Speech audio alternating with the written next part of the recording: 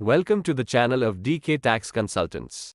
पिछले वीडियो में हमने जाना था कि क्या है MSME और कब आपका यूनिट मीडियम, स्मॉल और माइक्रो यूनिट कहलाएगा। आज हम जानेंगे क्या है नया आया हुआ बदलाव की जिसमें किया गया है 45 दिन के पेमेंट की बात। तो आइए विस्तार से समझते हैं। नया आया हुआ rule sub section H of 43B लागू होता है वो सब बिजनेस यूनिट को जो पेमेंट करते हैं माइक्रो एवं स्मॉल बिजनेस यूनिट को, मतलब कि माइक्रो एवं स्मॉल बिजनेस एंटिटी से वस्तु एवं सर्विस खरीदते हैं। अगर मीडियम एंटरप्राइज की जिसका टर्नओवर 50 करोड़ से ज्यादा है या फिर प्लांट एंड मशीनरी में इन्वेस्टमेंट 10 करोड़ से ज्यादा है, अगर आपने उससे खरीद किया हुआ है और उसको पेमेंट करते हो तो ये रूल लागू नहीं होगा। तो आइए जानते हैं क्या है ये रूल और कितने दिन में पेमेंट करना पड़ेगा। अगर आपका सप्लायर माइक्रो और स्मॉल बिजनेस में आता है तो आपको खरीद करने के 15 दिन में उनको पेमेंट कर देना पड़ेगा। दूसरा, अगर आपने उनके साथ एग्रीमेंट किया हुआ है फिर भी वो 45 दिन से ज्यादा नहीं होना चाहिए। मतलब कि एग्रीमेंट किया है तो ज्यादा से ज्यादा 45 दिन और एग्रीमेंट नहीं किया है तो 15 दिन में आपको पेमेंट कर देना है। आइए अब जानते हैं कि अगर ये रूल का पालन न करने पर क्या होगा। अगर आपने बिल का पेमेंट जो साल में खरीद की उस साल में नहीं किए हैं तो आपने जिस साल में पेमेंट किया है वही साल में आपकी खरीद मानी जाएगी।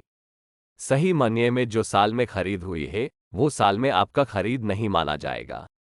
उससे आपका मुनाफा अर्थात प्रॉफिट उतनी रकम से बढ़ जाएगा और आपको ज्यादा इनकम टैक्स भरना पड़ेगा। उदाहरण के तौर पर देखें तो जनवरी 2024 में की गई खरीद का पेमेंट आप अगर अप्रैल 2024 में करते हैं तो वित्तीय वर्ष 2023-24 में आपका मुनाफा उतनी रकम से बढ़ जाएगा। अगर थोड़े कंफ्यूज हो रहे हो तो चिंता मत करो, हम समझते हैं उदाहरण के माध्यम से थोड़ा विस्तार में। एक सुरेश है जिसका सालाना टर्नओवर है 5 करोड़ और दूसरा महेश है जिसका सालाना टर्नओवर है 30 करोड़। वे दोनों एक कंपनी एक्स लिमिटेड से खरीद कर रहे हैं जो कंपनी का सालाना टर्नओवर है 300 करोड़। तो क्या सुरेश और महेश को 45 दिन में उस कंपनी को पेमेंट कर देना पड़ेगा?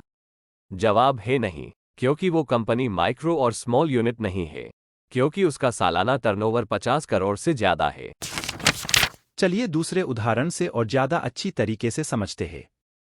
एक सुरेश है जिसका सालाना टर्नओवर 5 करोड़ का है और एक कंपनी अनलिमिटेड करके जिसका टर्नओवर 80 करोड़ है। ये दोनों एक्स लिमिटेड कंपनी से खरीद कर रहे हैं जिसका सालाना टर्नओवर 40 करोड़ है। अब सवाल यह है कि सुरेश को और ए लिमिटेड दोनों को 45 दिन में एक्स लिमिटेड को पेमेंट दे देना पड़ेगा। जवाब है दे देना पड़ेगा, क्योंकि एक्स लिमिटेड नामक बिजनेस माइक्रो और स्मॉल यूनिट एंटरप्राइज है, भले पेमेंट करने वाला न भी हो। आइए एक और उदाहरण लेते हैं। सुरेश है जिसका सालाना टर्नओवर 5 करोड़ है, वो एक्स लिमिटेड से खरीद करते हैं।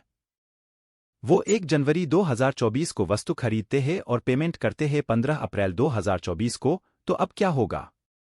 अब यह होगा कि सुरेश को वित्तीय वर्ष एवं फाइनेंशियल ईयर 2023-24 में वो खरीद बाद नहीं मिलेगी।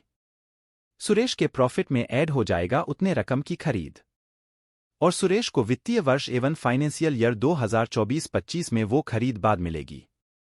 यह आशा है कि आपको अच्छी तरीके से पता चल गया होगा कि ये 45 दिन के पेमेंट का नया रूल क्या है 43B।